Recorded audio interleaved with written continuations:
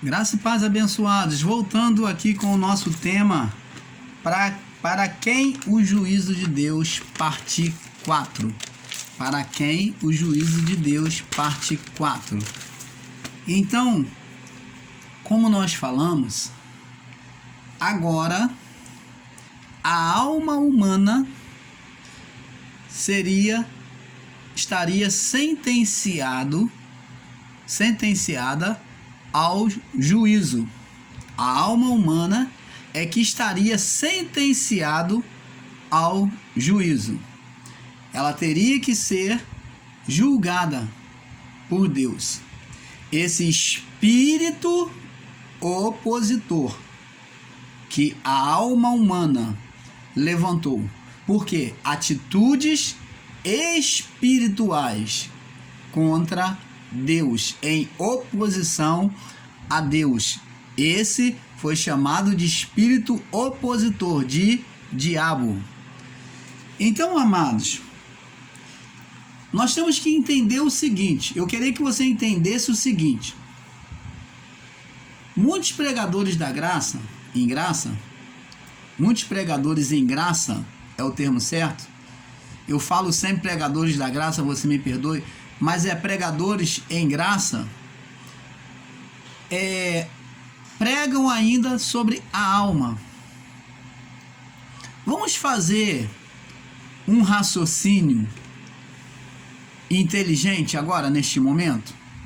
Você imagine agora comigo que Jesus, Deus, assumiu a natureza humana, se fez carne igual a Adão, que foi chamado de segundo Adão.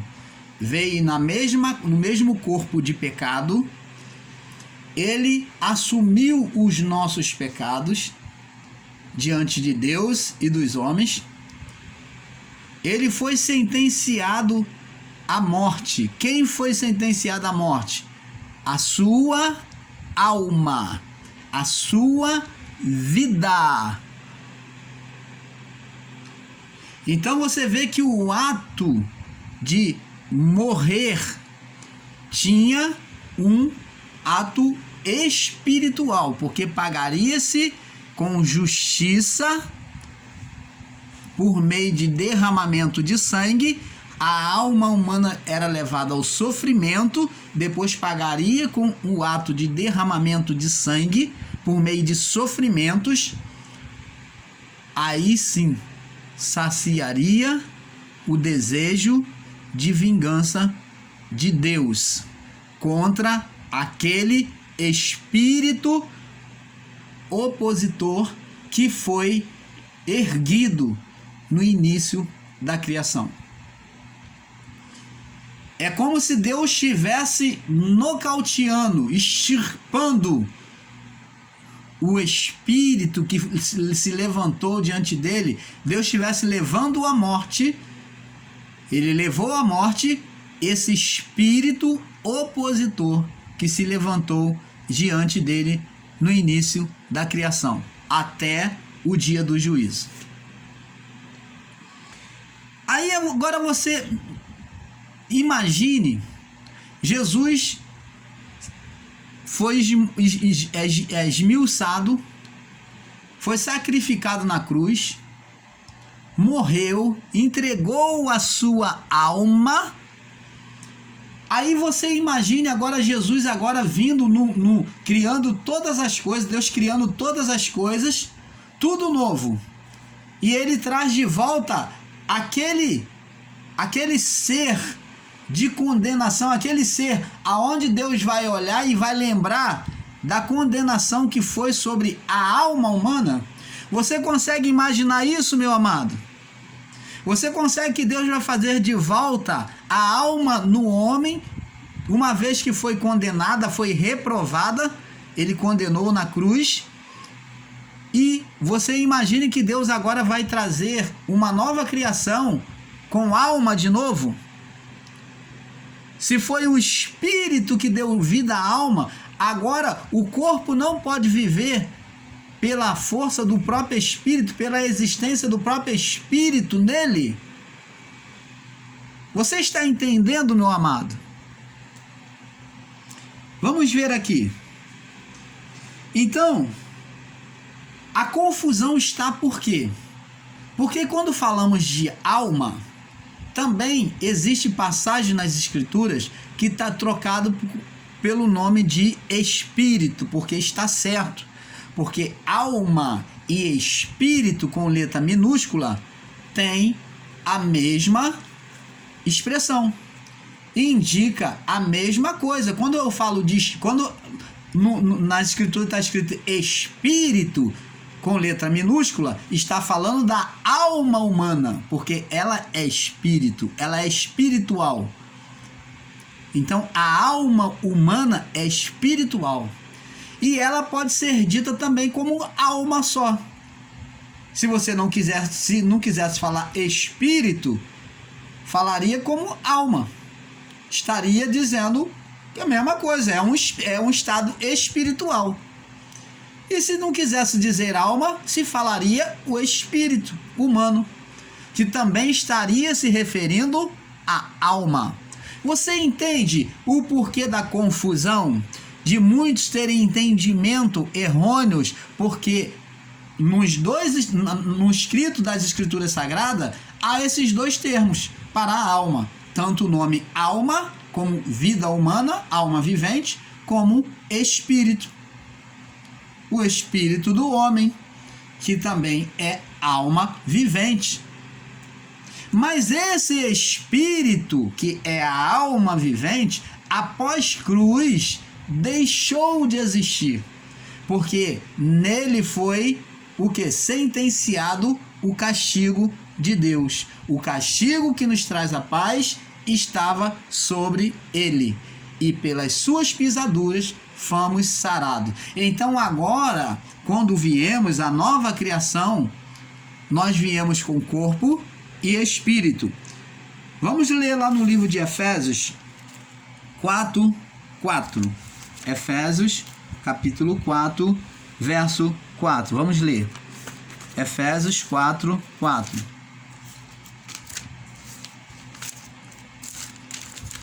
Efésios 4:4. Diz assim: olha só o que diz a palavra de Deus, presta atenção. Há um só corpo. Há um só corpo. Somos nós, temos um só corpo. E um só espírito. Um só espírito. Nós não temos corpo, alma e espírito. Porque se fosse assim, nós teríamos 3. Mas a palavra de Deus diz aqui, Paulo descrevendo aos Efésios, ele descreve que há um só corpo, nós temos um só corpo, e um só espírito, e está com letra maiúscula, Espírito de Deus em nós. Nós não temos o corpo, o espírito, que é a alma humano, e o Espírito de Deus, como muitos ensinam, até em graça. Só há um corpo, esse corpo, e dentro dele o Espírito de Deus. Não há mais alma, que é espiritual, que seria espírito também. Mas somente há um corpo, um só corpo e um só espírito. Como também fostes chamados em uma só esperança e da vossa vocação. Então existe só uma só esperança. Então preste atenção. Vamos ler agora em Efésios, aproveitando que estamos em Efésios, vamos agora para o início de Efésios, capítulo 1, no verso 14. Vamos ver aqui. O ministério do Espírito é diferente do ministério lá, antes do juízo, porque a graça estava sendo manifesta lá, mas ela se completou após o juízo, tá? Ela estava já sendo manifesta, a graça, já nos apóstolos, nos discípulos daquela época, mas ela se completou após o juízo. Então hoje a manifestação de Deus é no Espírito. O que é ministério do Espírito? é espiritual. Jesus disse quanto ao reino dos céus: não direi ei-lo ali ou ei-lo lá, porque ele estará dentro de vós, porque Deus é espírito e importa, falou para a mulher samaritana, que os seus adoradores o adorem em espírito. O que é adorar a Deus em espírito? É por meio da palavra, por meio da fé na palavra de Deus. Presta atenção, meus amados. Olhos iluminados agora. Vamos iluminar a nossa mente. Mente iluminada agora. Mente de Cristo. Presta atenção. Por que agora a manifestação de Deus agora é em espírito e em verdade? Você lembra de Adão? Deus falou para ele que não deveria comer, porque se ele comesse, desobedecesse, ele morreria. Ele não atentou para a palavra e não deu crédito, ele não creu na palavra de Deus.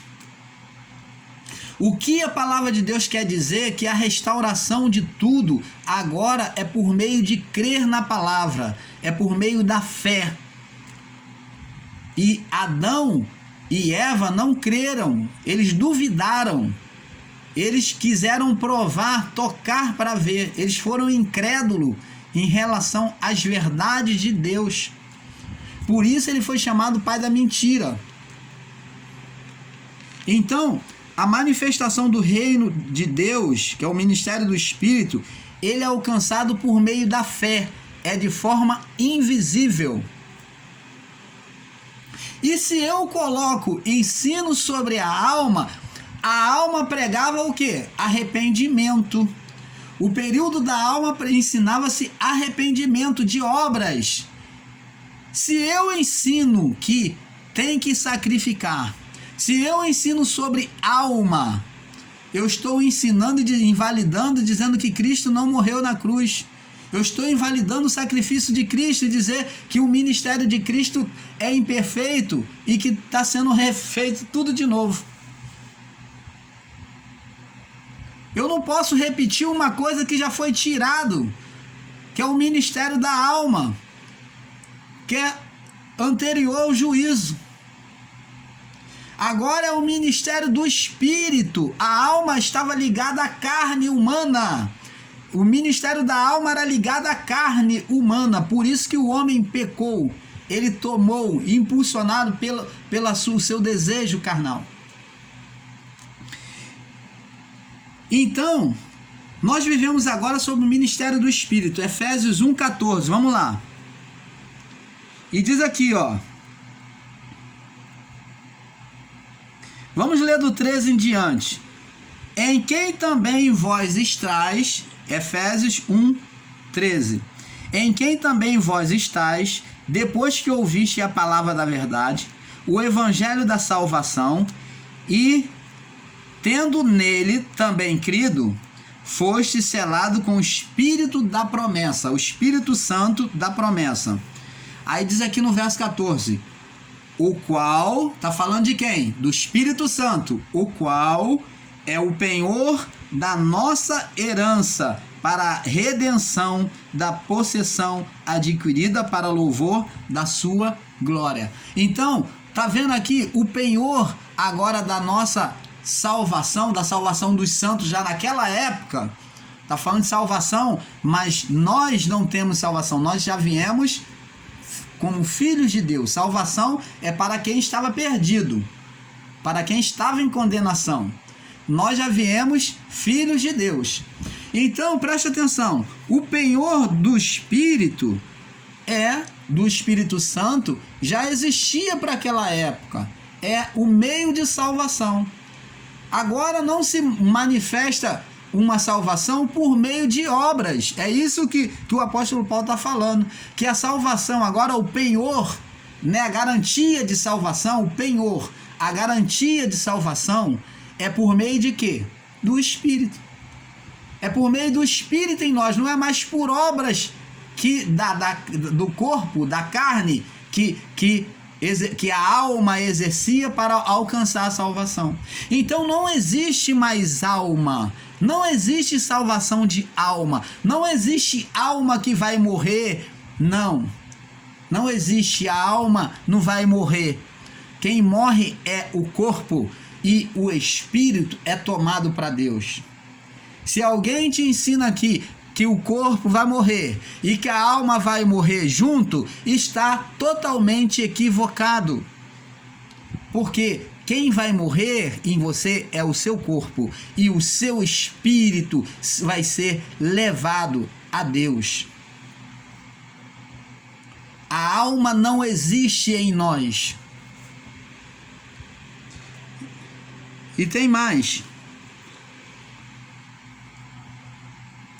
O ensino da alma nega o sacrifício de Cristo na cruz.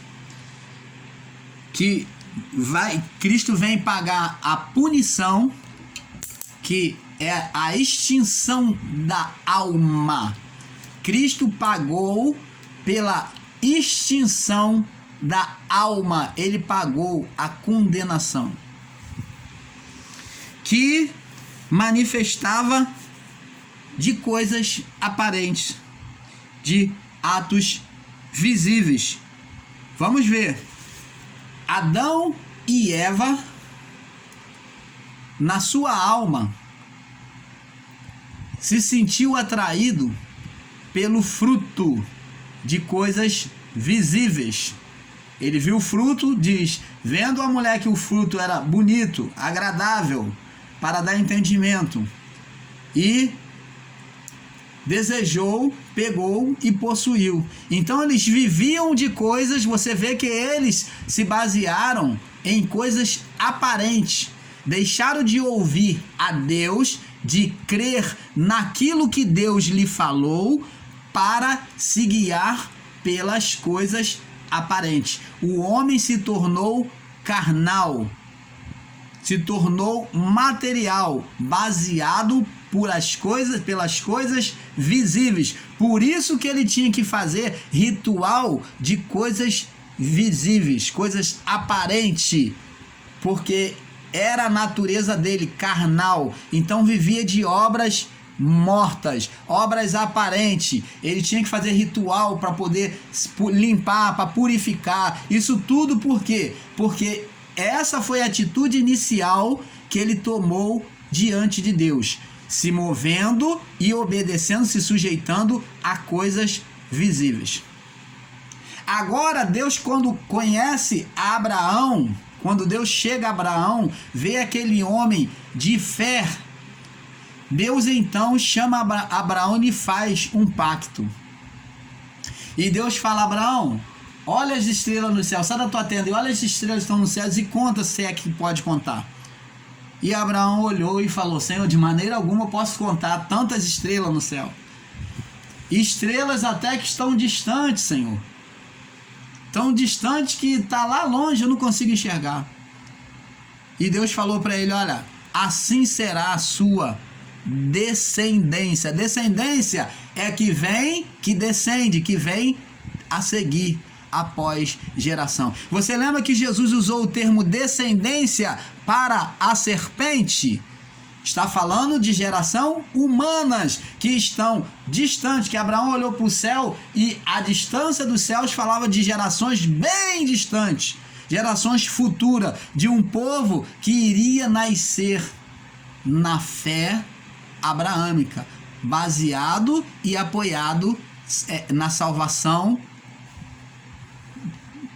abraâmica, na fé abraâmica. E somos nós, pelo Espírito. Estrelas nos céus, as estrelas dos céus representavam os espíritos diante de Deus, que estavam diante de Deus. Aquelas vidas que viriam. Estrelas representam espíritos, tanto para anjos como para homens, e representa espíritos. Então, nós estávamos lá quando Abraão olhou e Deus falou: ó, assim será a sua descendência. Por isso que essa representação de estrela nos céus fala de uma geração longínqua que viria futuramente crer por meio da fé, receber a salvação por meio da fé.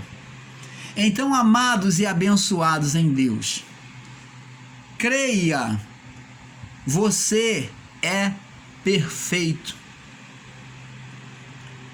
Você é perfeito em Deus, em Cristo Jesus. Cristo ressuscitado, Jesus glorificado, Ele nos tornou perfeito. O Deus vivo tornou a cada um de nós perfeito. Ele, quando fez nova todas as coisas, Ele não deixou lá a alma no homem, como muitos estão ensinando, não. Ele fez o homem com corpo e já com o espírito, revestido do espírito. Por isso é que Paulo diz, porque a carne milita contra o espírito, porque essa natureza adâmica, muitas das vezes, ela quer nos puxar a fazer as maldades ainda do velho homem. Mas temos corpo e espírito. Na carne ficou gravado os sentimentos da alma, as maldades da alma. Na carne ficou gravado. A carne gravou, trouxe gravado nela os sentimentos da alma, do velho homem. Mas hoje, como nova criatura, como novo homem, com um novo Espírito em nós, o novo Espírito em nós, que é o Espírito de Deus, então não temos mais nenhuma condenação. Somos filhos de Deus. Não somos eleitos, não. Somos filhos, muito mais que eleitos. Eles lá, Paulo, os apóstolos, eles foram eleitos. Eles, antes dos juízos, puderam usar esse nome eleito, porque eles estavam saindo da condenação, da lei, do juízo, para a salvação. Então, eleição fala de escolha. O termo eleição só é usado para escolha, e em nós não houve escolha. Houve chamado, houve feitura de Deus. Houve a feitura de Deus. Fomos feitos filhos de Deus. Nem houve chamado, houve feituras. Fomos feitos filhos de Deus. Então, o termo eleição foi para Paulo, para os apóstolos, para aqueles antes do juízo. Mas para quem nasce após o juízo, foram feitos filhos de Deus. Não existe alma. Você entende, amado? Eu espero que tenha ficado bem claro para você esse entendimento. E que a paz de Deus, que excede todo o nosso entendimento, ela possa iluminar a sua mente e seu coração. Busque estudar a palavra de Deus. Busque estudar as escrituras sagradas. Não se alimente só de palavras humanas. Busque conferir. Busque conferir. Vai catando, como eu costumo ensinar aqui. Um pouco aqui, um pouco ali. E busque o entendimento perfeito. Eu desejo a cada um de vocês, sendo assim, a paz.